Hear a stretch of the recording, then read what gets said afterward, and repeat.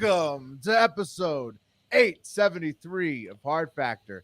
It is Monday, February 7th, 2022. Thank you for cheating on the news with us. We got Mark, Pat, and I am Will to talk to you today about what, Mark, in the cup of coffee in the big time? Oh, man. Well, we've had a weekend, so multiple days worth of news, and there was a lot of shit that happened in the news, so big stories. We got the Canada protest updates with like GoFundMe, Spotify, Joe Rogan stuff, the Queen's Jubilee, the Olympic ceremony. I mean, there's just a lot. There's a lot to cover. Hell yeah. And in TikTok, Will, we're talking about some weird-ass stuff that happened in the back of a lady's car in Canada. You better check your trunk. Nice. We're also talking about the new Jeffrey Epstein of a certain country. And we're talking about a YouTuber that might be dead or might not. We don't know. Also sounds like kind of maybe not good. Well, then we'll finish things up on a very positive note in the Merica Corner. Nice. That's America without an A, because these stories are so American, you drop the A. That's how you do it. The Merica Corner. Wow. America. Problem, though, if you go to look up the country, Will, we're not going to be first in the phone book. Just saying. Well, we're already not. We're the United States of America. Okay. That's true. We're like nearly last. That's true. Whenever we have to like do a drop down, if you can't type in the first letter, it takes forever to Can we get to talk the about that, United by the States. way? Like, I know it would be like a kind of presumptuous and kind of a dickhead thing to do to, like, put us there at the top. But let's be honest. Yeah. You know what I Well, mean? good websites do. Good websites know what country you're in. They just pop that at the top. I don't think they do. Yeah. I think it's a thing to be like, oh, well, we're all citizens of the world, so you'll have to scroll down to where your country is alphabetically listed. That's you're one talking woke about thing woke. I'm not going to get behind. You're talking about that's- woke websites. that's Woke too websites woke. put the United States at the very end. Yes, you're right. But good websites, they put the United States at the top. Well, I mean, because there's like they 300 know you're already countries. there. It takes like 30 seconds to get to the United States if you can't. Right. at You least- know the politics of who you're at based on. I think where the there's some United countries States on is in some of West. those drop downs that don't even have a single person living there. I think that's So how woke the wokest websites put the United States actually at the end after Zambia.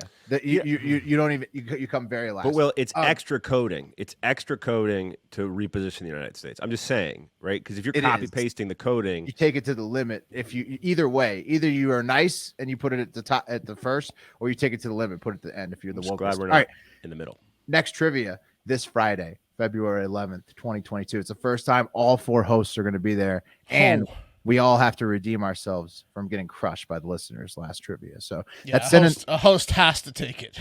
we have to take the crown back. Is that send in the car tier only at patreon.com/hard factor. Very fun this Friday night, 9 p.m. Eastern.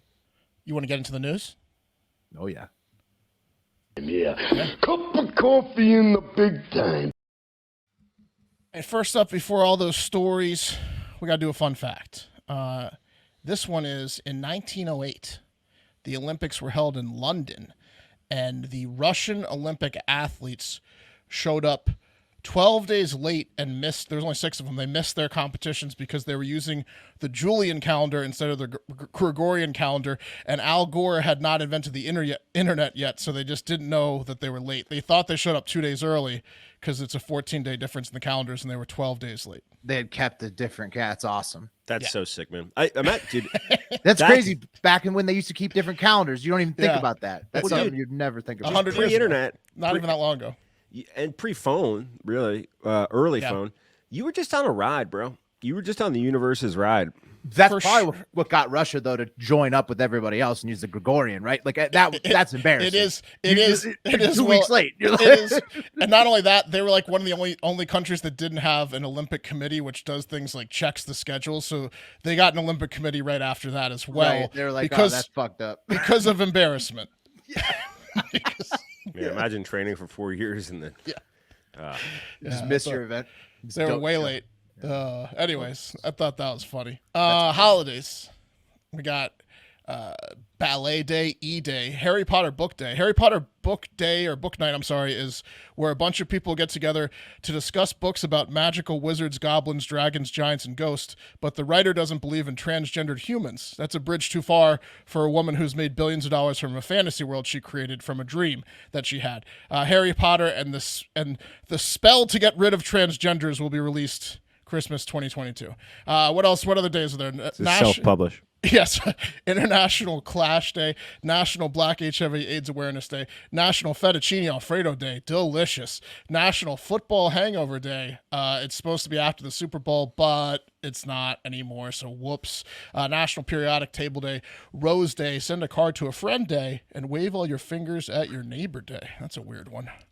When are they going to have White HIV/AIDS Awareness Day? Yeah.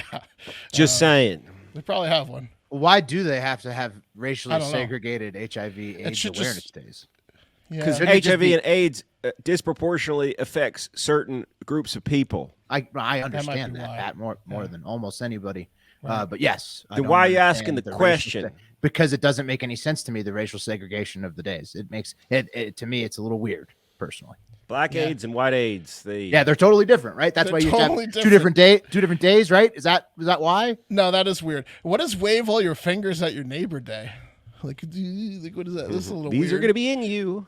Yeah, I'm watching you. My wife and I had a problem with the neighbors the other week. They were shooting off fireworks on a Wednesday directly into our backyard at midnight. We went over there and knocked on the door aggressively. You did? Yeah, and What happened? They didn't answer. Well, of course not. They just did they Having too stop much fun in the firing off backyard. shots, though? They did stop firing off shots. There you go. Handled it without the cops. There you go. Like adults. All right, this day in history, 1964, the British invasion of the Beatles happened as the Beatles arrived in New York City, and then 2 days later, Beatlemania began. It was like Hulkamania with less vitamins and prayers. So yeah, this was February 7th was when the Beatles arrived in America for the first time, New York City. So good day. What's On this E-Day? E-Day, something like internet related. Yeah, Sounds E-Day. so lame. Yeah, E-Days. That's like .com day. They got to update them because the football thing is like they moved the Super Bowl like 10 years ago. Like that's how have they not changed the date? Anyways, on this day in 2013, maybe it's the extra week. Was it the first time because of the extra week? But they got rid of a preseason game. No, this is bullshit. This Guys, is bullshit. E-Day celebrates the mathematical constant E, which has a value of 2.7182818. Bro. Oh, really? People that celebrate E-Day are even nerdier than pi. I people. thought E equaled MC squared. That's a Just new one like for me. pi, E is an inexplicably reoccurring number in the world of mathematics. And it gets so much less respect. A lot less. That's Nobody knows about E-Day. hardcore math nerds that celebrate E-Day. All right, on this day in 2013, Mississippi became the final state to officially abolish slavery. 2013. Turns out they didn't file the official paperwork until 1995, and there was a clerical error then. They didn't send a copy to the Office of the Federal Register until February 7th, 2013. So no worries. They got it sorted out about 150 years after the 13th Amendment passed, which ratified the abolition of slavery. Does it even matter at that point? Because like the 13th Amendment sort of like blanks out all the state laws. So Doesn't look good, Will. It was just paperwork. Mississippi that they just didn't want to file. They didn't want to file they the were paperwork. like, Yeah. we're still What bitter. if- Now hear me out here. What if We're not going to put that in. we never send the paperwork? Right. Then It's like thinking that it absolves we'll you of know, something. and you'll know, but Yeah. they won't know, but we'll know. Willful ignorance, exactly. And then lastly, on this day in 1974, Grenada gained independence from the United Kingdom. They were one of 17 nations that withdrew from the Crown's rule during Queen Elizabeth's reign, which leads us to our honorable mentions. Yesterday was Queen Elizabeth II's Platinum Jubilee Day. Right? You know what I'm talking about? There's her stabbing a cake. What? Yeah. No, what does she do on the Platinum Jubilee? She has too many days, the Queen. So I it's don't. yeah. Well, Wes, I can tell you, Wes is off today because he was celebrating until the wee hours, eating scones and on drinking Platinum tea. Jubilee Day, right? Yeah, he's a big Platinum Jubilee guy. It's the 70-year anniversary and counting. The Queen has ruled, making her the longest reigning British monarch ever and the fourth longest reigning monarch in the world's history. She took over at the age of 25, the day her father, King George VI, died on February 6, 1952. The Queen had a quiet celebration with just a few guests and family. She had that cake, right? She cut the cake herself, and it said, "Congratulations, 70 years" on it or whatever. It's cute. It's shaped like one of those stupid hats she wears too. Exactly. And a dog came and gave her a surprise visit, and it was small. She had just a few friends and family. I guess they're doing huge celebrations in the UK in June for some reason during their bank holiday. They have a bunch of bank holidays. They have a 4-day bank holiday in June. And I guess like in June 1953, she like had an official coronation of the crown. So that's when they're going to do her big Jubilee thing.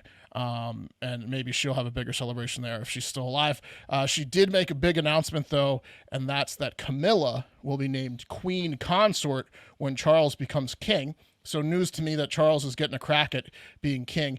And Camilla, who's Charles' second wife, was originally told she would only ever be called a princess due to being a second wife.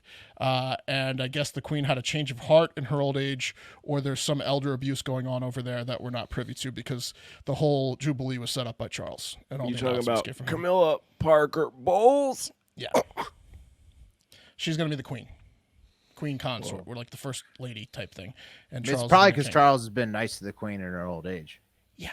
It seems like Charles is calling the shots these days. He's won her over. And also, he's not Andrew. Big win for him. He's, huge. you know, because like anybody who's not Andrew this year or Harry, oh my God, you got Harry and Andrew to put yourself against in the royal family right now. You can go up in the queen's rankings. All he's really. been doing is puckering up to her asshole for the past forever, and Yeah. those other guys are chopped liver now. Look at So- you, Andrew out and Harry, there, just, not But being Andrew. Charles is like kicking him out of helicopters when they come back. Like, nah, get out of here. Get out of the palace. proud. Oh man. Last honorable mention is Austin, Texas was put on a boil water notice over the weekend. All 2+ million of us, or whatever the fuck we're up to now. This is the third boil water notice for Austin in the past 12 months or so, as last winter the water plants lost power. Then either last summer or the summer before, I can't remember, a bunch of rain happened, which caused mud and soot to get into the filtration systems. And then I guess this weekend a water plant lost power again due to ice, and now we can't brush our teeth, wash our food, or drink tap water for multiple days again without boiling it for 2 minutes first, similar to lifestyle in the 1800s. You know what they say, Mark? You can't plan for rain and ice. Yeah. That's what they say. It is true. Austin's such a joke. Austin utilities are so pathetic. I mean, it's not that big of a deal. It is. It is. You can't brush your I teeth. feel like it happens You in New can't York wash your though, a vegetables. lot, right? Doesn't it happen in like New York City No, all the time? no. Where people have No, shitty it water happens. It coming out of happens their in pipes? Flint, Michigan, and Austin, Texas. No, it like happens. it happens in cities. It happens on the shore a lot. It happens down in Corpus, places where there's oil. Also Texas. Places where there's oil, pretty much Yeah. oil refineries. I don't think happens. this happens anywhere. Chime in, listeners, if you've had 3 boil notices in the past 12 months. No, I remember PFT had boil notices in his old apartment. A lot of people are that gonna be would calling you that spoiled. I think because I think boil notices are pretty normal. No, I don't think they they're are. normal in like New York City. They're not I normal don't in think. Austin. No, they're normal in like Africa and like parts of India. Yeah, Like, they're not normal in U.S. cities at all. You ever camped? Yeah. You Whatever. do have to boil or get that you can get. I don't camp. I pay like $2,000 a month in rent. Like I don't camp here in Austin. Well, if you were to camp, pretty much not perpetual No. oil water notice. This is fucking bullshit. All right, let's move on to number 3. GoFundMe withheld $10 million from the GoFundMe for the Freedom Convoy, which is for Canadian truckers, since last we talked. You guys hear about this? Yes, yeah, big news. Yeah. They claimed the fundraising supported violence because there's a few people that are waving around Nazi flags and I guess maybe a few fistfights. I don't know. But they claim that, which is not good, not supporting that. They claim that. But you were allowed to GoFundMe to all the protests in 2020, though. Yeah, I think so. Yeah. Yeah, But they Well, claim. it's a little different. Is it? Well, I do want to point something out. I don't think it is. at These all. truckers, it's like 0.00001% of the truckers. I want to say there's like 300,000 truckers registered. It's like 138 guys out there. Just point, and they're not Right. they're not the brightest bulbs. It's a big protest of people who are done with It's regulations 138 trucks. when COVID is over in most No, other there's- countries, anyways. It's a big protest. We'll get to it. Maybe the truckers. Yeah, I'm not arguing any of your points, either of your guys' points. They claim the fundraising supported violence and went against their terms of service. So they said, because you went against their terms of service, I guess they'd already released $1 million, which went to a woman who started the GoFundMe who might be shady as well. And they said, well, you're not getting any more money. So the $9 million that's still in there, we're confiscating it, and we're going to, a GoFundMe is going to distribute it to charities of our choice that we deem worthy, not the truckers. Immediately, when GoFundMe put that out, I immediately said to myself, I will never, ever give to GoFundMe ever again. Not a fucking red cent, because fuck them. The audacity to think that you could take somebody's money they were giving to a charity and that you could fucking reroute that to where you think it best should go. Fuck you. It's against your entire business model. GoFundMe is a joke of a business, and they can fuck right off. I would never use them ever again after what they did. A lot of people are mad at GoFundMe, like Will is. It didn't go over well, as you can see, with some people. Florida Governor Ron DeSantis quickly got involved, saying that the state of Florida was going to investigate GoFundMe for deceptive practices. Marjorie Taylor Greene got in on the action, too, saying, quote, I mean, this is literally theft by deception. It is completely wrong, and they should be arrested. They seriously should be arrested. And after GoFundMe got obliterated online, they did backtrack on Saturday and said, okay, our bad. Rob $9 million. Right. We're going to refund the $9 million to the donors. We're not going to give it to the truckers. We're going to, everyone that donated is getting the 100% refund. Sure. And we'll be getting it like this week, I guess. So they got their shit pushed in and caved a little bit there. But on Sunday, you guys want to talk about the GoFundMe part a little bit more? I will never, don't bother sending me your GoFundMe link because I'm not going to use it. I'll Venmo you directly. I'll not use GoFundMe. My biggest beef with GoFundMe is we started one for Wes when he was single to go to Hive Island, and we didn't get a single cent. So $0. I'm done with it already sucks. Yeah. It already sucks. Well, we were getting nothing from it. So zero get out of here. 0 cents to Wes. That's on the Hive, to be honest with you. Yeah, what's on everyone? I think GoFundMe probably buried that ad because it was had to do with sex. I think it was shadow banned. I think it was shadow banned. Obviously, look at what they're doing.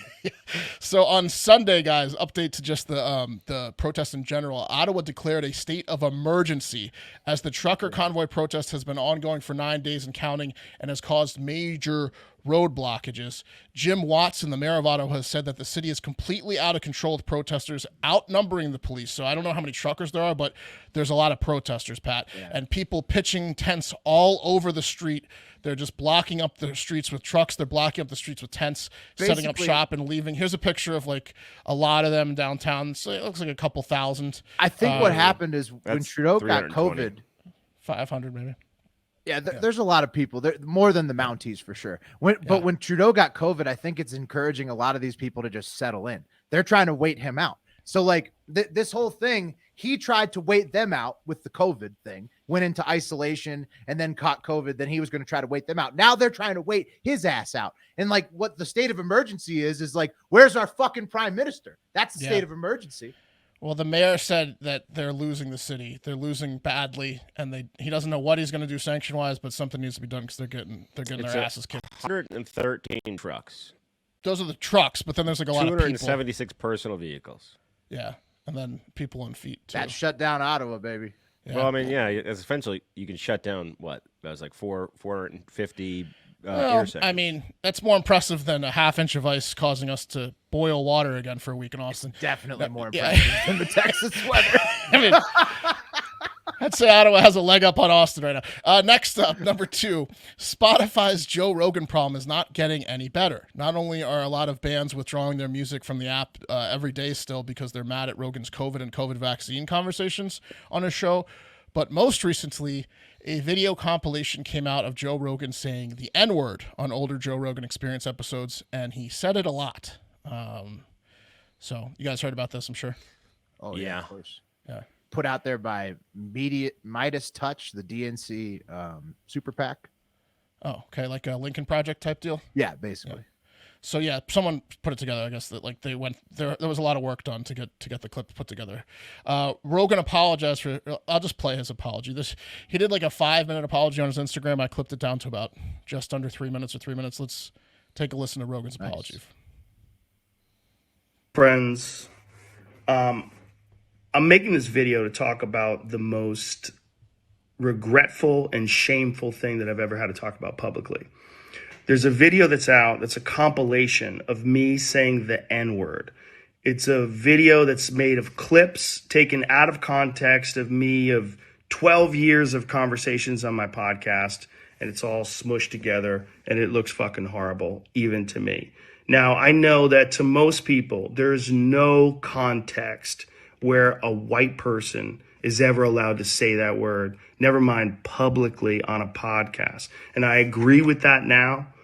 I haven't said it in years, but for a long time, when I would bring that word up, like if it would come up in conversation, instead of saying the N word, I would just say the word. I thought as long as it was in context, people would understand what I was doing. Like that context was part of the clip we were talking about Red Fox, how Red Fox said that word on television in the 1970s, and how times have changed so much since then. Or about how Richard Pryor used it as one of the titles of one of his albums.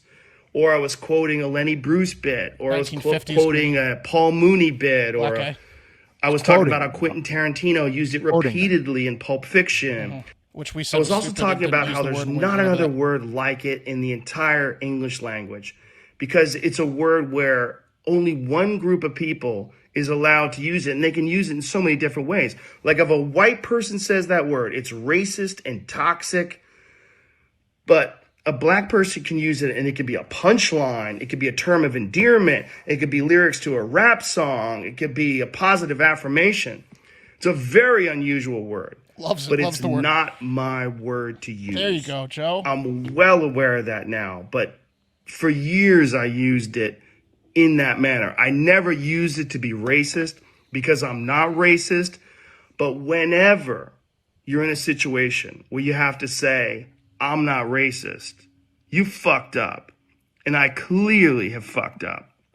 And there's another clip that I have to address. This is the best. There's a clip from 11 years ago.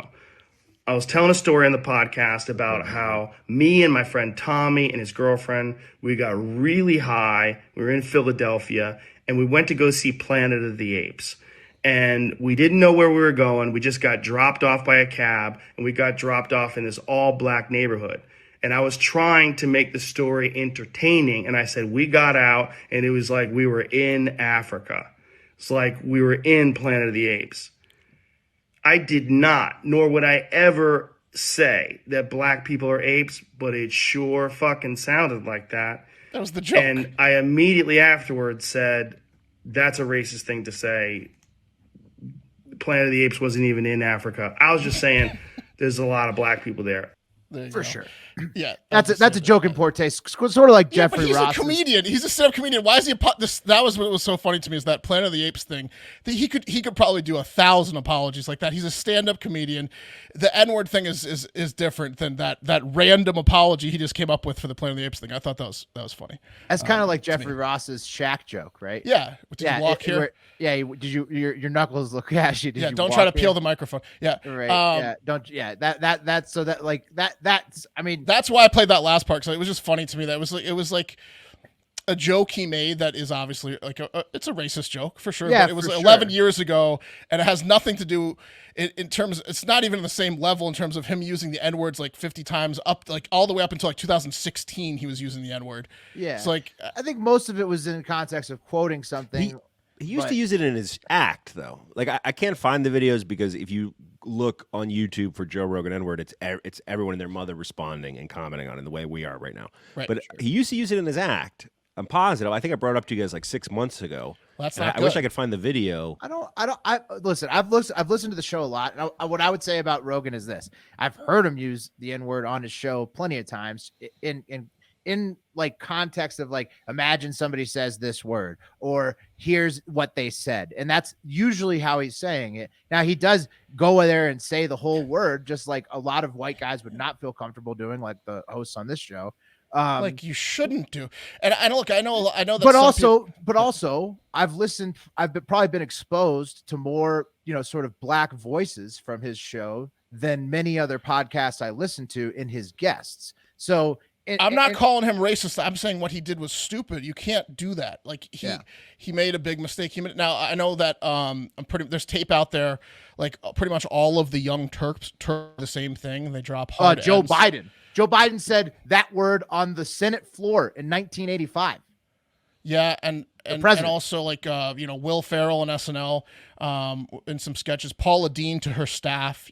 Anyone that's doing it, they're wrong for doing it. If like that, it doesn't really matter who said it. We're talking about Joe Rogan in this instance. He shouldn't have done that. He shouldn't have said it in 2012, 13, 14, 15, 16. He made a mistake. He knows that. Yeah.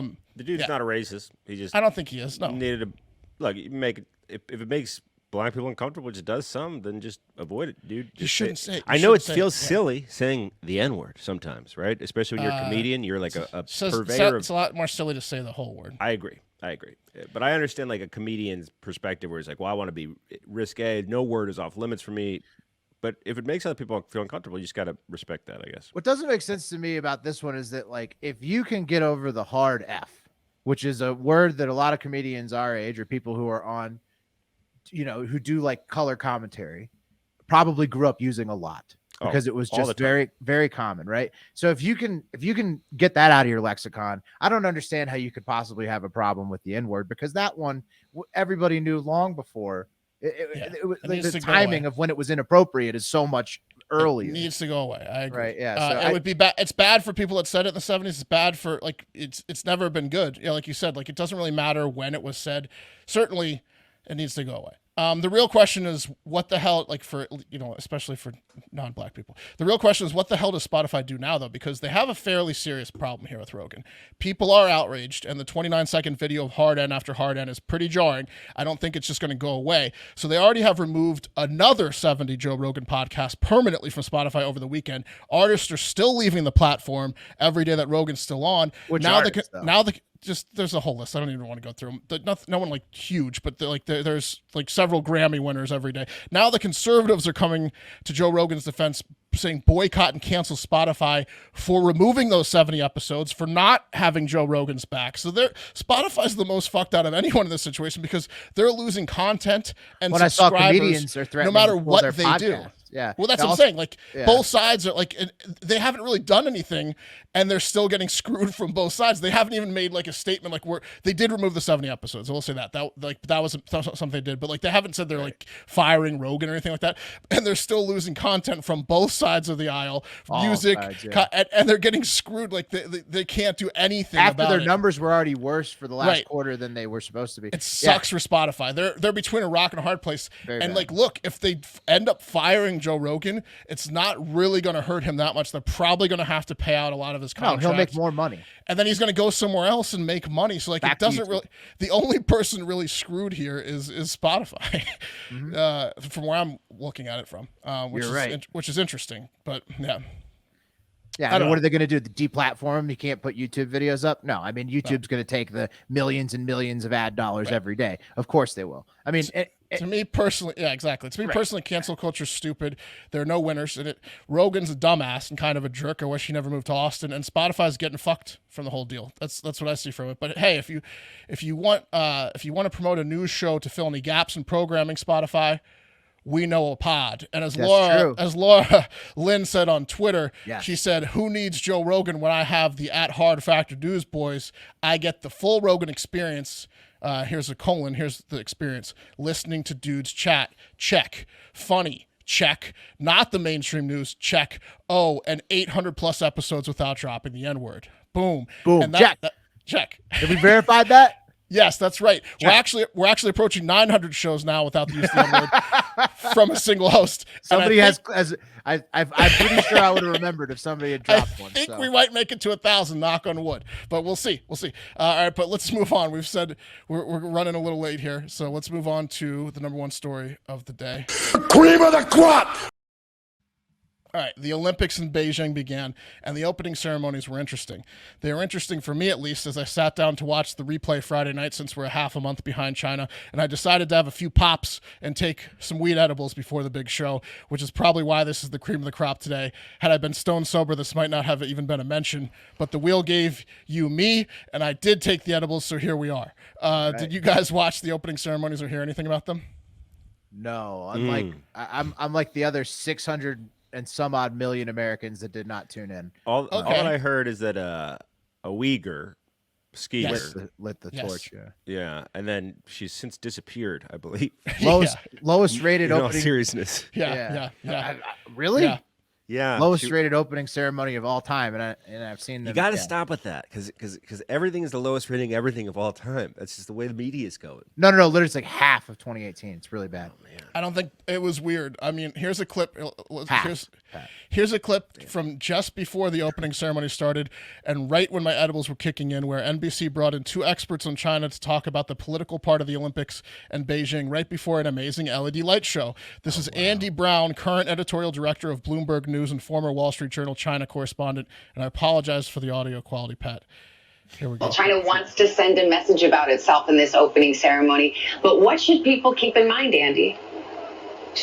Savannah, what we're going to see this evening is a spectacular, high-tech, cinematic show projected onto a gigantic LED screen, which is the floor of this stadium. But beneath all this, we're going to see subtle propaganda and not so subtle power politics. China is determined to go ahead with these games in the middle of the pandemic to showcase its competence, its high-tech prowess, and its state power. There will be geopolitics. Watch out for the 2 most powerful authoritarians in the world in the VIP box sitting side by side. Chinese President Xi Jinping, Russian President Vladimir Putin. They have a close relationship. They formed an axis of power to challenge the United States. One of the big questions hanging over these Olympics is whether Putin will send his armies and his tanks into Ukraine while the competition is going on. And if he does that, will Xi Jinping support him? If that happens, we could be living in a very different world at the end of these Olympics. Fucking British people. Of course, that was a British person that said that. Like, what the fuck? I turned to my wife after that because, like, that was probably the first time I took any of this stuff seriously and said that was alarming. Look at this. Biden's been okay. The British and Biden need to get off it. All right, Biden's been saying it's imminent invasion for like 3 or 4 weeks. Now he says they're 70% at the border ready. They're 70% ready to strike. The British came out with a report saying that they've got everything they need to get it going. Now this British guy's on the fucking Olympics saying they might invade. Like, they immediately went to a commercial break and then started the LED light show. Luckily for me, for the next 15 minutes because I was high and it was amazing digital stuff. The LED lights were incredible, so that was cool. Then all the countries came out one by one, and I did notice a few things, like China displayed Hong Kong. I don't know if I have the picture of it, but China displayed Hong Kong on their graphics as Hong Kong, China on their visual display, and then NBC displayed it as Hong Kong, right? So like it was like things like that going on, like because they couldn't edit everything live, and then there was a part where Putin was like asleep in the stands, but they zoomed in on. He faked like he was asleep for Ukraine. Yeah, when Ukraine came up, and then someone was in his ear, and he's like, "Some bullshit." It could have definitely been a fake sleep. Putin was putting on a big old act. He also didn't wear a mask. He was walking around maskless, and apparently that was like a big deal to all the Chinese, apparently. And it's like, well, it's fucking Vladimir Putin. What did you think was going to happen? And then after Putin was going to go by the rules. No, he makes the rules. After all those things happened, the head of the IOC came out and gave a speech, and I clipped down this part, which again kind of concerned me a little bit. Yes, it is possible to be fierce rivals while at the same time living peacefully and respectfully together. A gun to his head? Yeah. No, he luckily. This mission we should check on him. Is strongly supported by the United Nations General Assembly. It adopted the Olympic Rules Resolution by consensus of all 193 UN member states.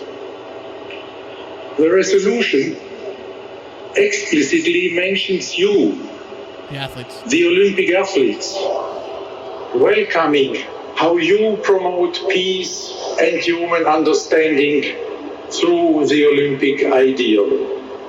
In this Olympic spirit of peace, I appeal to all political authorities across the world. Observe your commitment to this Olympic truce. give peace a chance. What the fuck is going on at Begging this Putin opening not to ceremonies? invade. Yeah, he's talking directly to Putin and Xi from the stage, like potentially Biden too. But I mean, like, what? No, it's the The most fuck? awkward thing of all time. It was horrible. It was just like, what? This isn't the Olympics. This is like a Cold War propaganda. Not only that, but it's the bubble. First of all, you no journalist or athlete can even leave if they go inside the bubble once you've been tested negative. But if you test positive, they move you to a quarantine camp. Oh, and there's where people you're sending in videos where they're ISO. crying from Yeah, these little you're in isolation fucking rooms. Isolation, like you're in a max Yeah. security fucking penitentiary as an Yeah. Olympic athlete. Don't catch it. It's there. insane. I would like after watching what happened this opening ceremony, I am so standing with the athletes that did not go because you could not pay me to get inside that fucking bubble. Well, Fuck the journalists too, like I'm scared for them. Like Yeah, they're like fuck that shit. That British guy's It's like weird as talking fuck. shit on air. I was like, this guy's not gonna make it out. It was a gross, bizarre man. experience. It's a And then, weird as ass Pat mentioned, they closed with a Uyghur lighting the final torch, which was just a fuck you to the world. So that was the cup of coffee, and I found that to be the most interesting story over the weekend. The Olympics. Yeah, I think she in finished Beijing. 42nd in her group. Not good. Yeah, she finished 42nd in her group. Or 43rd. Group stage. I also heard, I didn't get to it, but there was like a journalist who got yanked off the air by a Chinese guy Dutch physically. journalist, yeah. And then Or and Danish, one of the yeah, something like that. And then also there was a figure skater who lives in America, but she went to the Chinese team and she fell on the second night, and they had to like ban her hashtag from Weibo because everyone's like, "Fuck her, she's a disgrace. She shouldn't have played for us." Like there, it's going nuts over there. Tensions are high at the weird ass Beijing Olympics. Yeah, They are.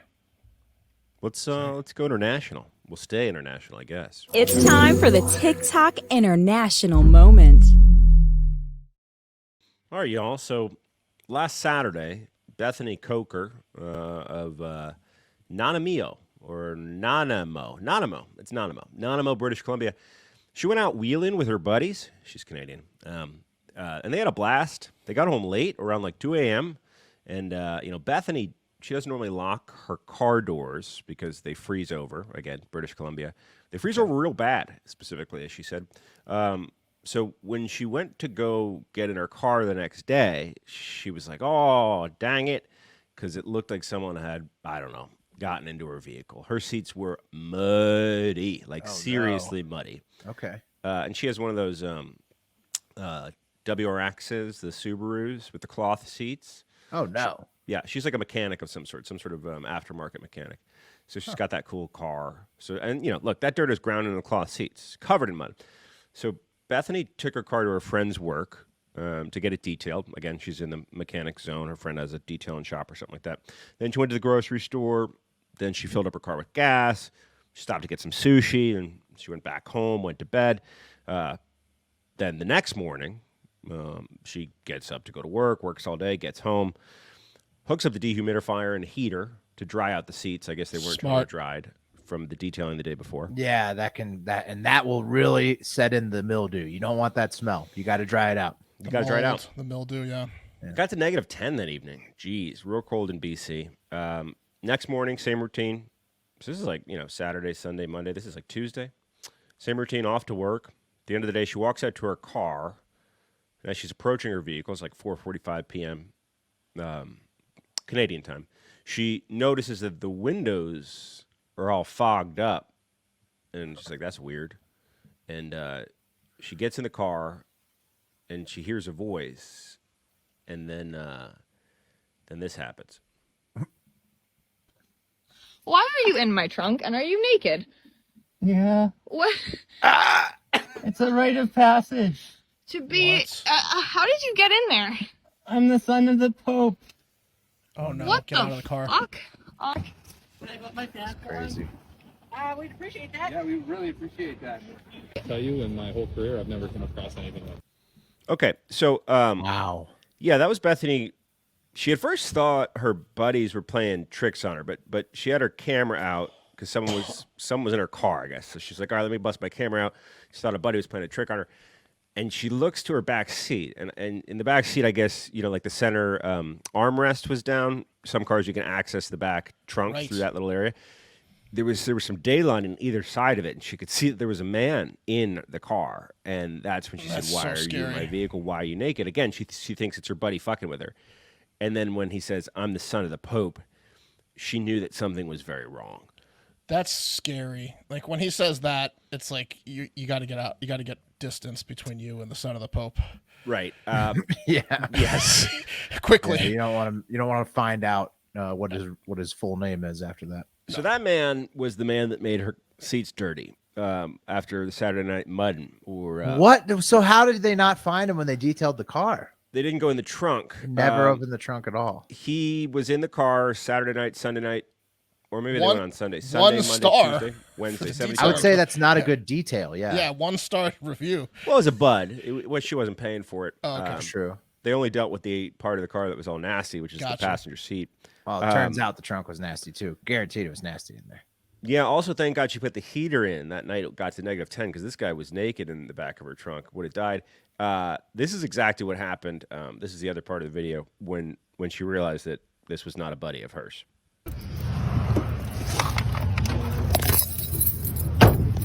And she is sprinting. Yeah. Sprinting. What the fuck? Yeah. Yeah. That's what I would have done too. I mean, it turned out he was harmless, insane, homeless man. I just locked the door. He neath my back seat's like bent down, and he's like naked, and I was like, oh. Time to go beat up a homeless guy. Get your friends. Yeah. Now, keep in mind, she's a pretty interesting. She not a lot of women work in this industry, so I guess this is the fucking guy. went back Like, to look the at my back garage. seat. It's probably 8 dudes. Being like, hey, Yeah. pretty hot. She brought over the guys that work with her, and then go beat up that dude. Yeah, they're like holding big wrenches in the shop. Yeah. Well, yeah, guys. So Coker claimed the man was a missing person, currently in a psych ward. Police. That's even scarier. Police on Vancouver Island told Coker that the man has, quote, significant health issues, and he's not receiving the help that he needs. But it's like a story from like Tales from the Dark Side or whatever, like those books where it's like a guy escapes the psych ward and lives in your trunk, and like you're driving around and people are flashing high beams at you. It's not good. Yeah, it's definitely not good. That guy was like, he was just so crazy. 3 days living in the car. She's lucky she's alive. in the trunk, yeah. Yeah. You think so? Yeah. It's a rite of passage, is what he said. Rite of passage.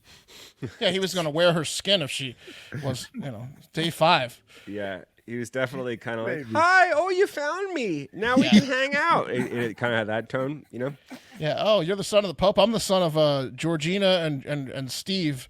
We don't have much in common. Yeah. Yeah. Anyway, guys, that was not good. But let's meet the next, Jeffrey Epstein. First, there was Jeffrey Epstein. Then there was Canadian Jeffrey Epstein. Then Egyptian Jeffrey Epstein. And now the Filipino Jeffrey Epstein. I want you guys to meet Apollo Carion Quiboloy. I'm sure I'm saying that wrong, but he's an Epstein. There's no doubt about that.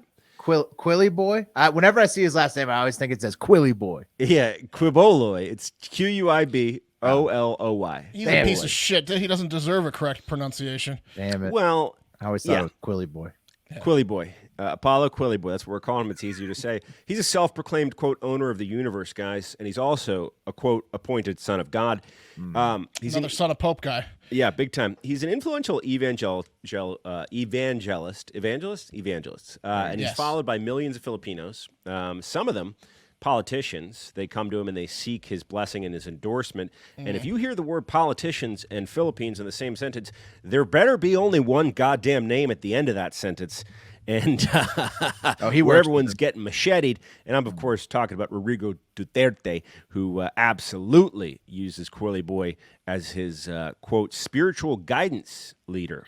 Oh, they're tight. We've talked about Quilly Boy before. I believe Quilly Boy helped guide him away from his gayness. He helped. I think Quilly Boy helped Duterte cure himself of gayness, as he says. Well, That's what Duterte is deep in his pockets, if that's the case. Wow. Duterte also said that it was the beautiful women of the Philippines that cured him of his gayness. He turned it into some sort of a tourism commercial. But couldn't they be one and the same? Couldn't they have been Quiboloy's lovely ladies? I'm pretty sure Quiboloy was at that ceremony where he kissed the girls to prove it, where he was like, see, watch this. Quiboloy's there a lot, man. He's a spiritual advisor to Duterte. Eric, who edits the social media and manages social media for our show, who lives in the Philippines, compared him to the equivalent of Rudy Giuliani to Trump. So very close, kind of an advisor involved in all of his business. I'm trying to get Eric killed. No, well, they don't know where Eric lives. Okay. Guys, we'll call him Eric. So I want to ask you, what did the pious religious leader do to land himself on the FBI's most wanted list this week? Uh-oh. Well, according to the FBI, Quiboloy. Damn it, you're right. Quiboloy. Yeah. It is Quiboloy. Quiboloy allegedly participated in trafficking, I guess, church members to the United States in some super weird scheme. So he'd get fraudulently fraudulently obtained visas, and he'd force these church members over to the United States to solicit donations for like a bogus charity that were actually used to finance the church operations and, Quiboloy's lavish lifestyle amongst the other church leaders. And people who were good at this allegedly were forced to enter into sham marriages or get fraudulent student visas to continue soliciting in the U.S. year-round. And it alleged that some of the females recorded to work as personal assistants or pastorals for Quiboloys were as young as 12 years old. And these women prepared his meals, cleaned his residences, gave him massages, and were required to bang him in what he called pastoral night duties. If they didn't bang him, he would threaten them with eternal damnation. After all, he's one of the masters of the universe. That's a classic priest pastor move right there. That's pretty much the cult leader attitude. You just get a bunch of young disciples that you bang, and it's their honor, really, is what you tell them. Yeah, it's really on you. I mean, see, I'm not banging all of the 12-year-olds, just choosing you. You're the chosen one, so you're going to have to do it. But, you can work that out with God later. Yeah, exactly.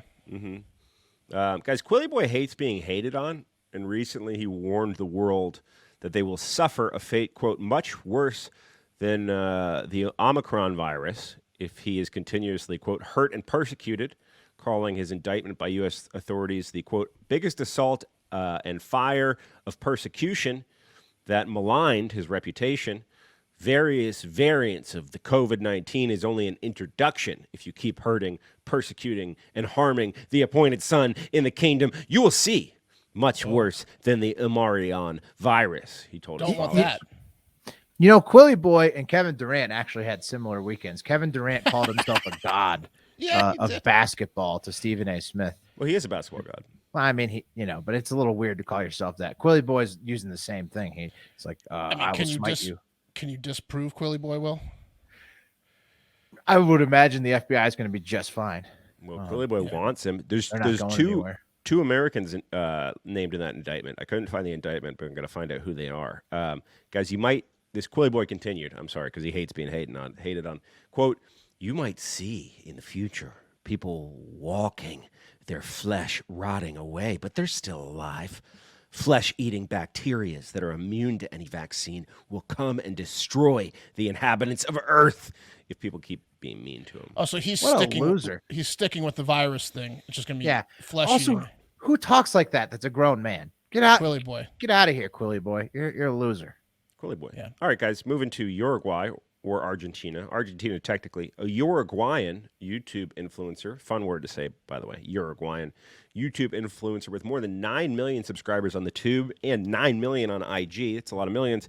He's in, quote, grave condition after reportedly falling from a third-story balcony in Argentina on Monday while filming some sort of stunt.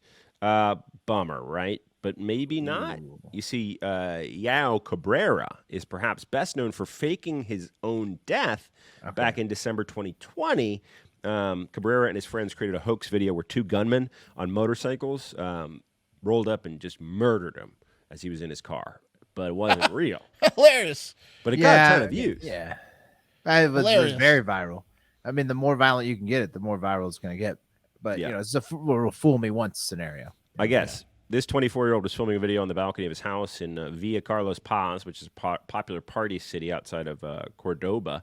So who knows? I don't know. Anyway, but much like other young men that post videos on YouTube, Cabrera recently decided to throw his hat in the boxing ring and announced a televised March bout in Dubai against former Argentine world boxing champion Marcos Maidana. I don't know this guy, but that's not happening if he's dead.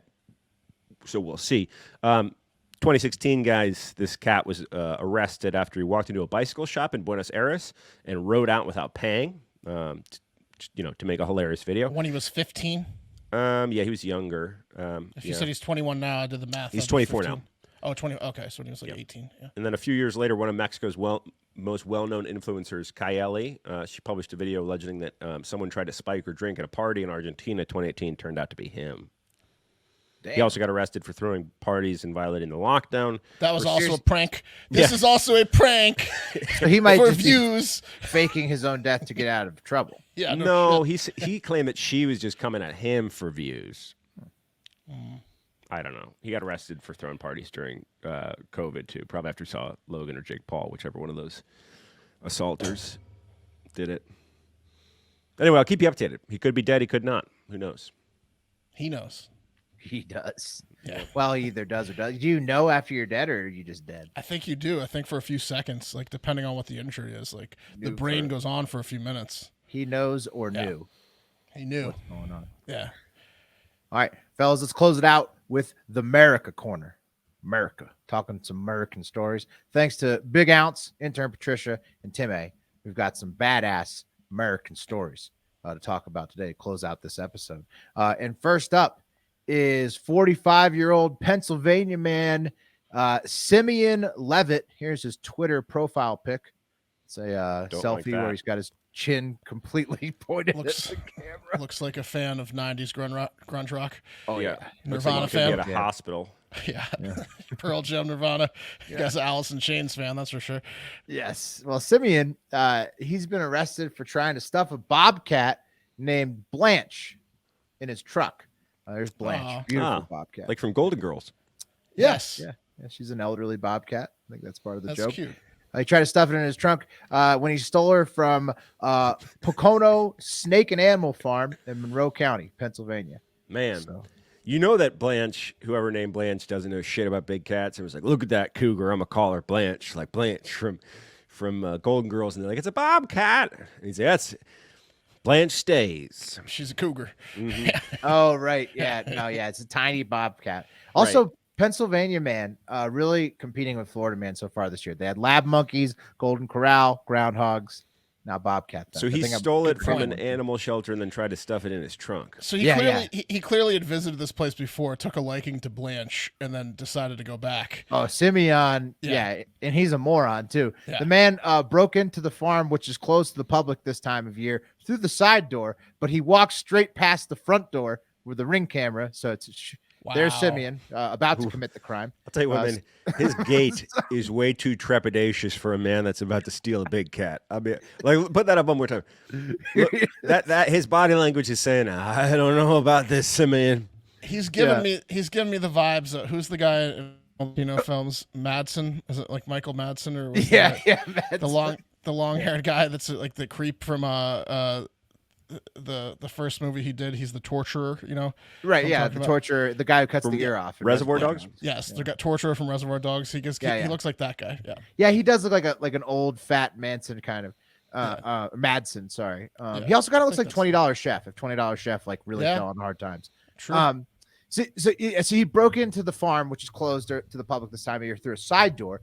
And then he exited through the front door towards his red Hyundai while screaming at the 22-year-old female bobcat who's on medication, presumably for her old age. He said, I don't want to kill you. You're going in my trunk. He said that twice after dropping her to the pavement twice while trying to put her inside the car. Here is a condensed clip from the full one, which clearly caught the entire crime from start to finish on camera. But here's the juicy parts. He's exiting the shop with the bobcat. Here he goes to the door. Oh, drops the bobcat. By the highway. Trying to pick it up very clumsily. And he's got it. Oh, and he drops the Bobcat again. Oh, No. The Bobcat's just repeatedly slamming to the pavement. Oh, I don't want to kill you! I don't want to kill you! Go in my trunk! Oh man, he's loaded. Go in my trunk! Yeah, he put her in the trunk after that. Oh my God! Now, this guy's too old for a bet. What was the motivation here? I think Mark's right. He's blind drunk. I think he's drunk, and he'd been there before as a visitor, and he really liked Blanche. Yeah, he wanted a pet. Yeah, I mean, this guy's very much like a maroon, Pat, because the good news is Simeon was arrested nearly immediately after the crime was reported by the local police, and Blanche is totally fine. So he literally like committed a crime on camera and was like, all right, I'm just going to go commit this crime on camera. It might be too crazy to like interact with people at a pet shop, so he had to like try to steal, an animal. Like he just is so right. They won't sell it to him. He can't even go to a pet shop and have a decent conversation. They won't give him. They can't go to a rescue shelter and this have is a decent Bobcat. conversation. He shouldn't be keeping this as a pet, but no, true. I think he just can't talk to people. So this was his idea of getting a pet. Yeah. Well, I just Googled Bobcat lifespan. It says 7 years. This cat's 22 years old. In captivity. Oh wow. Yeah. That's still super long. Oh, for sure. That's so I'm sure old. Blanche is like breaking records. Yeah. Yeah, that's why Blanche couldn't kill him when he was like that's why Blanche was at his mercy. She was just like a slump in his arms, and his like drunk Yeah. ass was dropping her all over the fucking pavement. Luckily, she's man. fine again. Thankfully. If you're the zookeeper and you get a call and it's like, hey man, someone tried to steal a big cat. Stole Blanche. Well, that's the first thing you're saying is like, please tell me it's not Blanche. She can't handle it. Yeah, dude. no. The Blanche, stress on diabetic. Blanche. Yeah. Did he take her medicine at least? What is that? Oh, man. It's like Blanche. So, Well, good news again, guys. She's good. so She's stupid. fine. He was She's fine. caught immediately. I mean, yeah. It literally Blanche was inconvenienced for a couple hours. I hope he's got diapers at home. Yeah, exactly. Yeah, pee pads. Hope he's laid Does down. he some know pee how pads. bad she smells? I don't want to kill you. That guy was insane. Next up, from real kitties to fake ones, American stuffed animal juggernaut Build-A-Bear is now making quote unquote sexy stuffed animals for adults. It's about time. Oh, taking it to the internet, to CNET on Twitter. They're the ones who broke this salacious report. They say, Build-A-Bear just launched an quote after dark series of horny teddy bears. And they say, I don't know what to think about this. And then Rowan replies to that tweet and he says, okay, the headline is really misleading because these are just cheeky stuffed animals for wine moms. And Rowan's totally correct. CNET was just totally fishing with this headline, which actually got a ton of people. I think it went viral a little bit. The bears don't have like dongs. Not at all. Here's the Facebook ad that they were referencing. Build-A-Bear After Dark Red Hot gift ideas. It's just a Valentine's ad. And sadly, it's just an ad reminding you that you can gift these beautiful bears, stuffed bears, to adults if you want to this Valentine's Day. They're not making kinky bears. They just make bears that are adult, like, for adults. Yeah. No, if it no was kinks, American Girl dolls, that would be over the line. Like sexy American Girl dolls, over the line. But bears, Those are expensive too. The American Girl dolls. I mean, feel like it's a similar market that likes. It's true. You could put a dong on a bear. Build a bear. Put a dong on an American Girl. You could. And I think people were hungry for it. I'd say Americans wanted this bear to be more horny than it was, and that's why it went viral. But it turns out it was just clickbait. And so I think that's very American of that story. Also, the first story was as American as possible with petty theft and bobcats. Yeah, that was pretty badass. And the last installment in the Merica Corner today is definitely the best. So closing with the bang. Southwest Airlines is done talking shit to the Biden administration about their unlawful vaccine mandate and has moved on to just being the first American airline brand to begin serving alcohol again because they're done with COVID. They're badasses. They're drinking on the flight again. Some flight attendant unions are upset, very similar to the teachers unions about this like COVID ending stuff. But, let's be real. Alcohol was coming back eventually on flights. Somebody was going to have to do it first. I think Southwest are a bunch of kings for being the first to do it. Alcohol sales finally resume on Southwest flights starting February 16th, 2022, nearly 2 full years after they were suspended in March 2020 for the pandemic. Proud of my Southwest credit card, and I am flying to Florida for the Hive trip. Woo! Southwest. I'm going to American. I wish I had Southwest tickets. Man, baby. I should have gone Southwest. Woo! Come on. Man, I should have gone Southwest. Again, sorry to all the sourpusses out there who are mad about this for some reason. There's seriously a shitload of them. But the pandemic is finally ending, hopefully, which is a good thing. And it means that the heart-shaped drink stirs, these, you guys remember them. Yeah. They're finally back, which is also a good thing. So hopefully it's all good things here with Southwest bringing these drinks back. That's right. Alcohol is going to come back on planes. I mean, it had to, right? It's about time. Somebody was going to have to. That's like as American as you can get is getting loaded on a flight. That's exactly right. It's apple pie and getting hammered at 5,000 feet, 20,000 feet, 30, whatever the fuck. Yeah. That's exactly right, my friends. Yeah. And that's going to do it for Hard Factor today. Ending on some good news. Let's spin the wheel to see what tomorrow's episode is going to look like. By the way, patreon.com/Hard Factor. Wes won big on the golf tournament and won some grands. He bet Wednesday on the winner at 50 to 1 odds. Oh, boom. Look at that. Nice. He's on a roll. So patreon.com/Hard Factor. If you go set in the car, you can get betting tips. He's won big 2 weekends in a row in golf. So he's on a heater. Look at Wes. Yeah. Look at Wes doing big things on the golf bets. Okay. A cup of coffee in the big time is going to be, I'm going to spin it right when it gets to the middle of Wes and Pat. Boom. Oh, shit. Hold on. I missed it. I'm going to spin it right when it gets to the middle of Pat and Mark. Mm-hmm. Now. Okay, there it goes.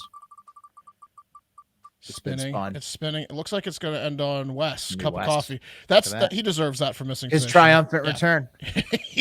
Wes is triumphant return. He'll be the cup of coffee in the big time tomorrow. All right. He's going to watch this too to verify. And TikTok International Moment is going to be. Ooh, run it back, Pat. Run it back, Pat. Stacking frequent flyer miles over here. There we go.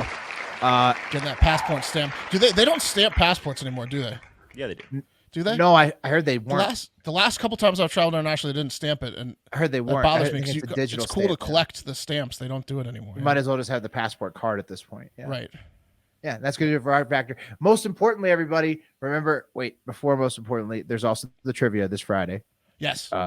February 11th, 9 p.m. Eastern. Send in the car tier, patreon.com/Hard Factor. Very fun way to get involved with the Hard Factor community, Hardo Hive, answering trivia questions. Very fun.